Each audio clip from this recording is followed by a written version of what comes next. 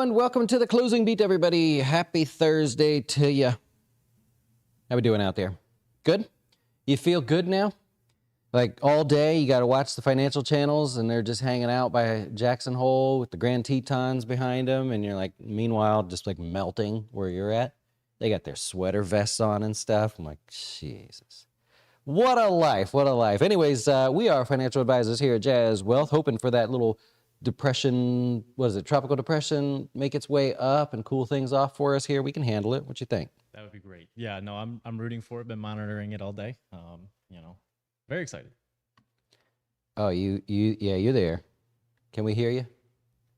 Now you can hear me? I can if you hear want you. to pull you down like a click as well, that would be awesome. But oh, all right. Well, nonetheless, he's gone now.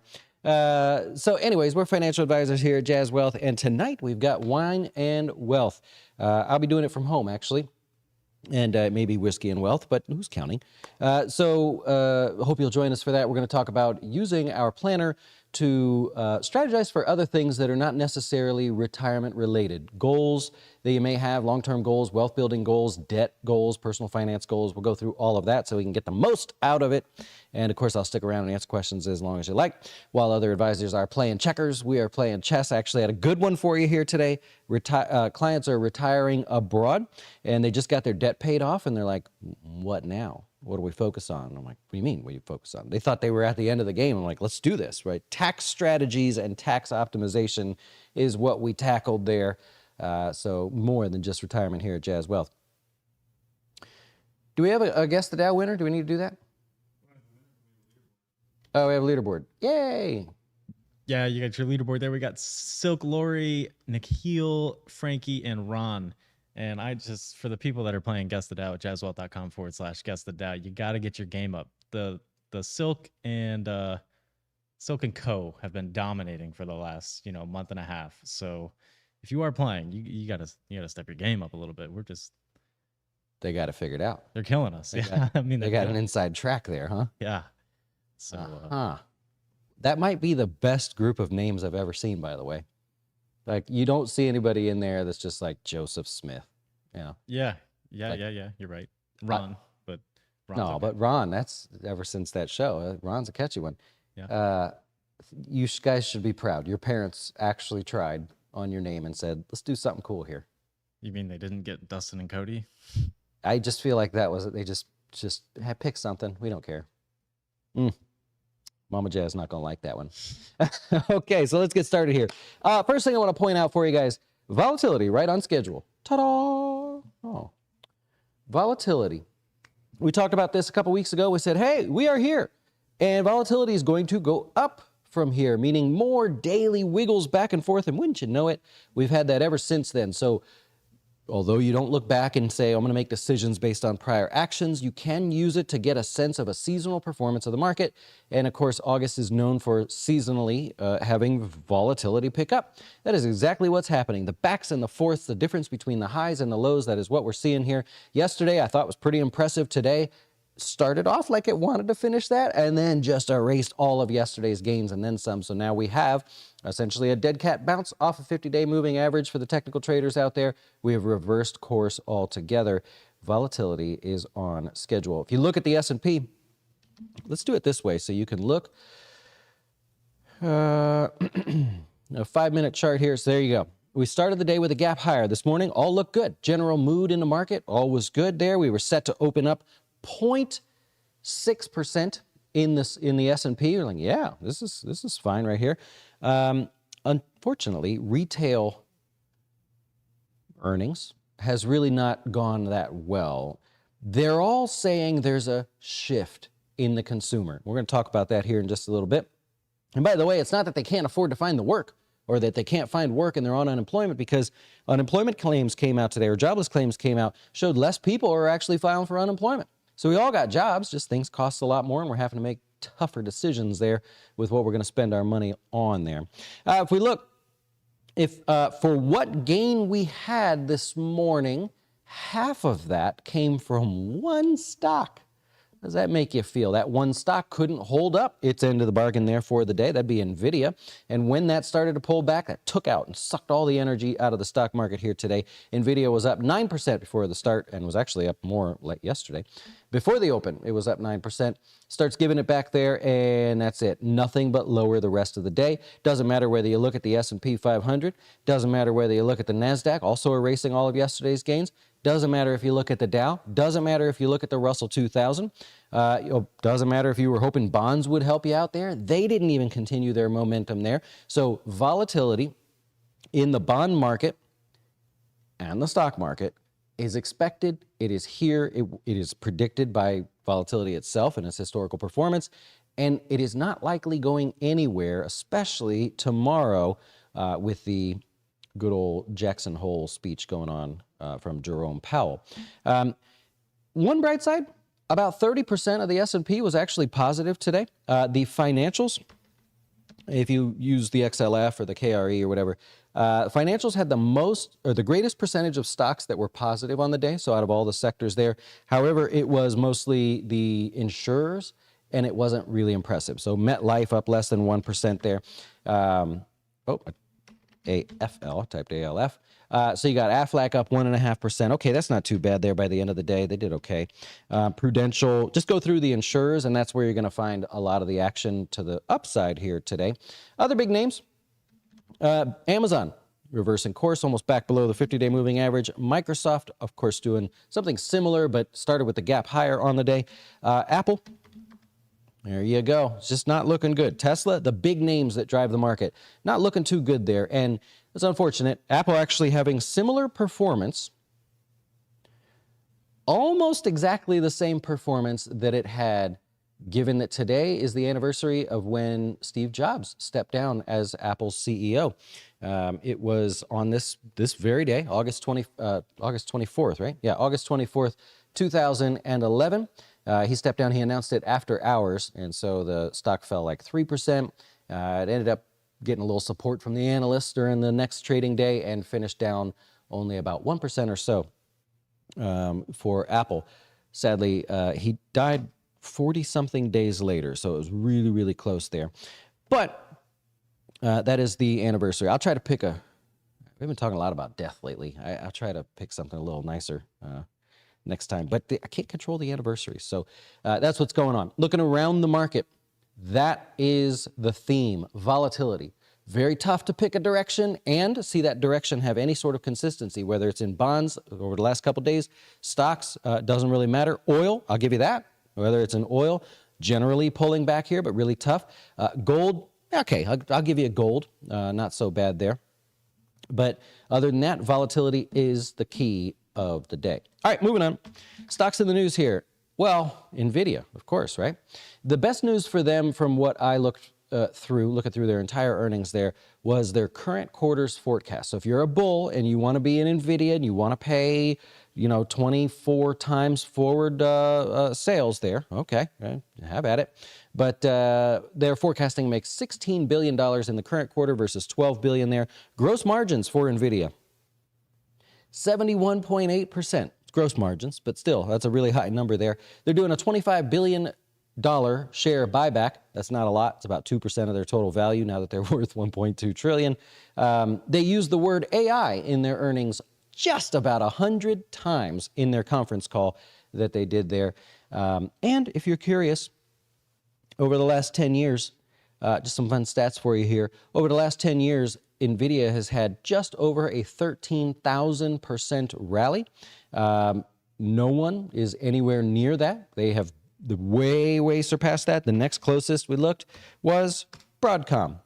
They have had a 3,000% rally over the last 10 years there. So just something to keep in mind. Also keep in mind that, like I said a second ago, NVIDIA is in fact trading at 24 times forward sales. So they're going to do 50 billion in sales next year, they say. They're worth 1.2 trillion right now. That's 24 times. I'll just throw this out there. I'm willing to share. If anybody wants to invest in Jazz Wealth and pay 24 times sales, I have all the shares in the world that I'd be willing to sell you there. Just to give you an example of how sarcastic I'm trying to be, because that is a lot and quite a premium to pay for it. So keep in mind, you are assuming operational excellence and demand to continue to be off the charts. Not strong, off the charts, like beyond. All right, Boeing had a bad day. It was probably going to have a bad day anyways because they having some issues with the 737 MAX, which is going to slow down their total production of that airplane. Dollar Tree. Store sales actually were up about 8%. However, Dollar Tree said people are focused now on spending money on really the necessities and food. They're not falling for the crap. Like when their kid says, "Can I have that?" And you're like, "It's $1.25. Yeah, you can have it." No, parents aren't saying that anymore. They're like, "Nope, shut up, get in the cart. We're here for the food and we're here for the toilet paper or whatever else is that's a necessity for them." That's tough. They have significant margin pressure issues here in the short term, and they're spending a lot of money revamping stores, yada, yada. And that is despite them raising, Dollar Tree anyways, the price from $1 to $1.25. So there you go. Woof. That's the ticker symbol for the next one here. Woof. This is Petco. Not in great shape here for them. Similar. They spotted a similar shift in consumers. Of course, this is for pets there as well. And they said, oh, we're going to start some cost-saving measures here. That was the bulk of what people focused on for their earnings. Cost-saving measures are not what we want you to do in this type of economic cycle. It's what you might have to do. But remember, we talked about that way in the past. Different economic cycles, stocks get rewarded for what the company chooses to do with their money. They did the opposite. Burlington Coat Factories here, seeing the same shift, but their margins overall and total sales still strong for them. Balance sheet here, if you were a part of this company, you'd say the balance sheet is just a little bit more exposed than some of the other ones because they are investing in themselves. Well, as the opportunity came up, they are have taken over 62 leases from, remember Bed Bath & Beyond? So they're taking over 62 of their store leases there. So a little bit tricky, but it is what it is. Okay, before we get to questions, on our podcast that will come out tomorrow, we're going to talk about AI. Oh, that's because everybody's talking about it. No, we're going to look at it differently. You know how we do it here. We don't just tell you what's in the news and go along with it. I try to give you something just a little bit deeper every time. Otherwise, why bother watching? So what we're going to talk about on the podcast, we'll expand on it there. I'll cover a little bit here today, is, all right, NVIDIA. You think AI, you think NVIDIA. Well, what else can you look at, right? Where else can you go, and how do you go about doing it so that you can identify opportunities elsewhere? And just briefly, I'll share with you that we got a survey here from Goldman Sachs that they called the Fortune 500 CEOs, and they said, how likely are you to see AI impact your headcount both this year and over the next 5 years, meaning the remainder of the 12-month cycle and then over the next 5 years? They said, well, 22% of them said we're going to have a smaller requirement for humans, essentially, as much because we'll use AI.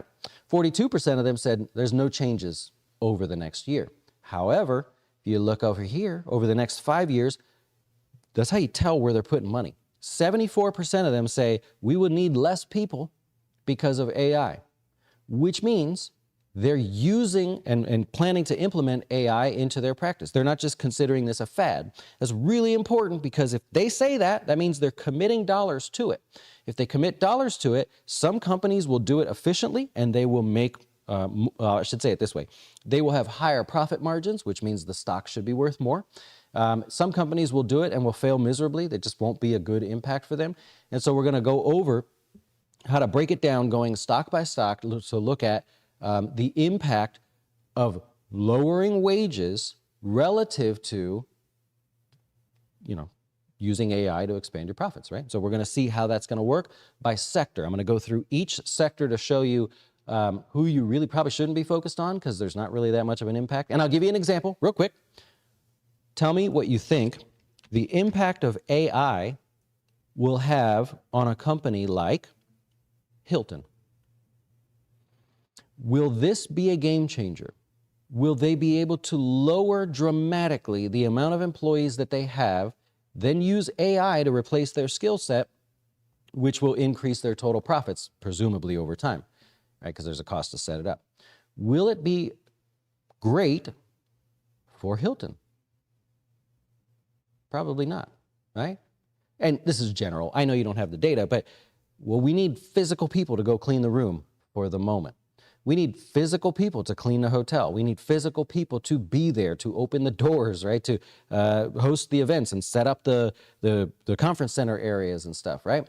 We need those physical people. It is a very labor-intensive business, and so AI can only help on the initial side of it, and maybe through some maybe sales throughput or something, but booking, right? They're already using it.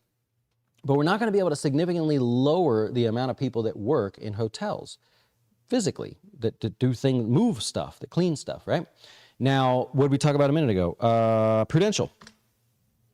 Do you think, now they're implementing this as well. So both of these companies are like, we're going to use AI. Who do you think will profit more, Prudential or Hilton? Well, at Prudential, we can replace more humans. And I don't want to say it that way because some of you are going to be like, they're going to replace humans.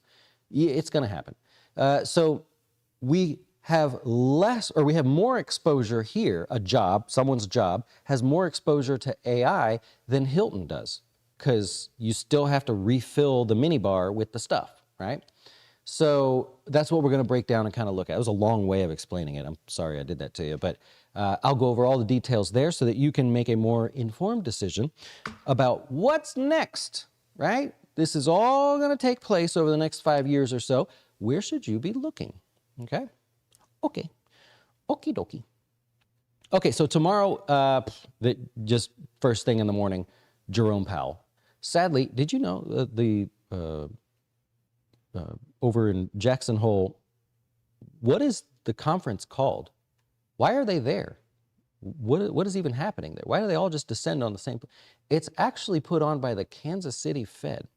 It's supposed to be an economic symposium where we learn, and economists and budding economists go there to study. There's actually a theme this year that has nothing to do with interest rates, but he's going to steal the thunder tomorrow at 10 o'clock, so he'll be speaking. You'll also have a few others speaking throughout the day. It's very likely that you'll see them also on the financial media, whoever's out there at the moment, probably CNBC. And so that will be the attention. We have no earnings. I think you got Hibbett Sports. Yes, so that'll be the only earnings. Just one retail company for that one. Then that'll cover that one, and that's it. Yeah, that's all we got. So I'll take your questions here for you, and let's make sure I got all of it. Yeah, I got all. Yeah, I did it. I see. Yeah. Okay, what do we got here? What questions do you have? Disney and Target are getting cheap. I saw that. Disney finally breaking down under this low. There's your washout. Why would just today be so big? What happened? Why would the volume be much more than normal? Clearly selling pressure, but what's going on? It broke this low. Everybody that could take very little risk for a potentially big reward, it just didn't work out. That trade was bad. So big flush out there from people giving up on the stock. I did catch that one here today. I did not look so closely at Target, but you could say something similar with Target. Yep. Banking industry can eliminate 99% of humans. Are you in the banking industry? That's true. I mean, when was the last time I went? I went to the bank, had to go in the bank. I don't know. When I probably could have just called too. Who's to say? Yeah. Financial advisors in the traditional sense are toast from AI. It's cool. I'll go, I can't say island, I guess, but I'll go chill. I'll go hang out somewhere. Make videos doing something else. That'll be, hopefully if it was over the next 5 years, all right. See you guys later. Just kidding. And I'm talking about generative AI, by the way. So the fun AI, that's not what this is. When we were talking about that a minute ago. Okay, well, that's for the fun stuff. I'm talking about generative AI, as they say. You think we're headed back to the 200-day moving average on the S&P? I hope so. I genuinely hope so. From a technical perspective, it would be perfect to come on down here. By the time we get down here and this catches up a little bit, you have a sort of a culmination, I don't know, a group of area, I don't want to say that. You have a singular area where multiple strategies kick in for people that follow these strategies. I like when that happens. Yeah. Why are these Republican hopefuls going after Powell? He's managed the inflation crisis perfectly for so long. Right now, he looks pretty good. Yeah, I mean, he did what he had to do there. I was sad about the debate. I was watching it because I was looking for something financial. You know, the other stuff is the little zingers and stuff. So, all right, whatever. Not a lot of financial stuff, so that's okay. There'll be more along the way, but that's why I haven't had much to say about it, because the rest of it is whatever. Yeah. Oh, Cody. Yeah. Cody's still got a job, they're saying. You'll be fine because you got to play Guess the Dow. Yeah.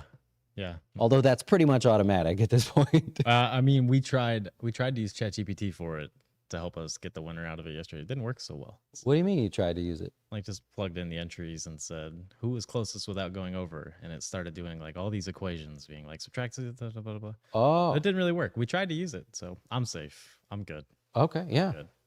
Oh, well, there you go. So you guys are speaking the truth. Cody for the long game. What else we got here? End phase is a bottom. You can't. You just can't bet on it being a bottom. I know you want it to be a bottom, but why? Why would today be the bottom? I can't go with that one there. Good time to sell Disney puts. I don't personally, because it's the first day of a new move. Oh, you can't see.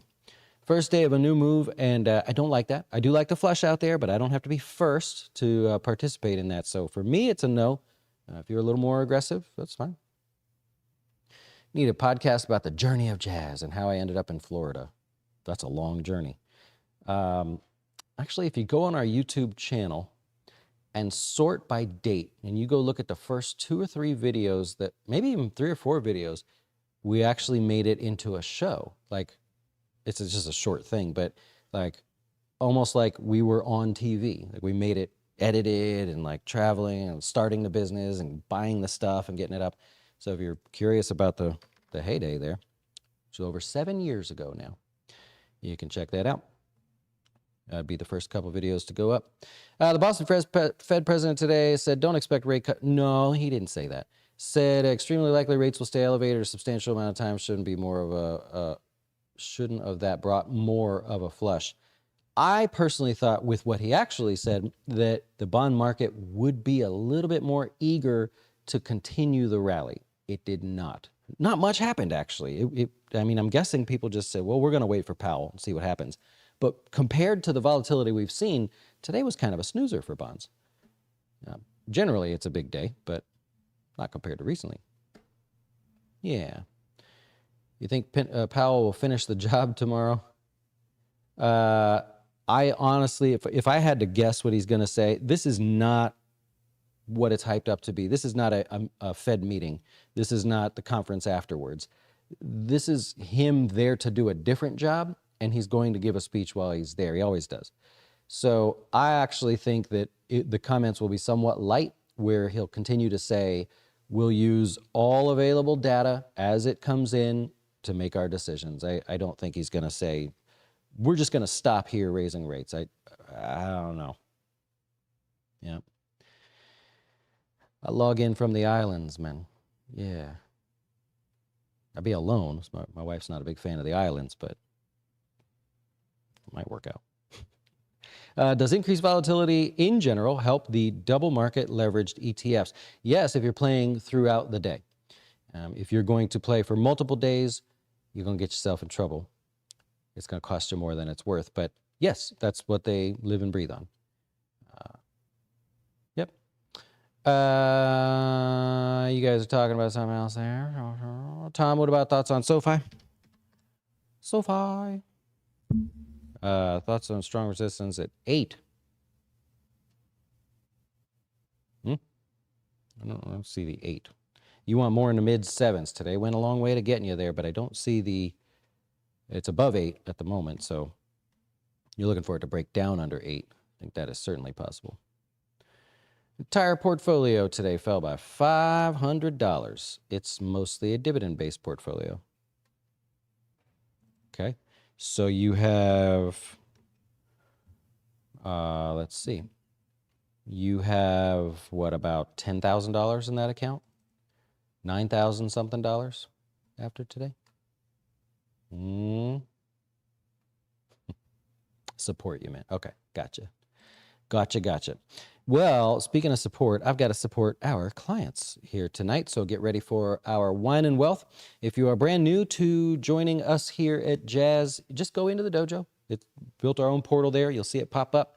It's in the classroom section there. I will be live at 8 o'clock Eastern time. And grab a drink, come hang out. Let's learn some stuff and get into the goods. All right, enjoy the rest of your day. Thanks for watching. And tomorrow will be the good times. Let's see what happens. Adios.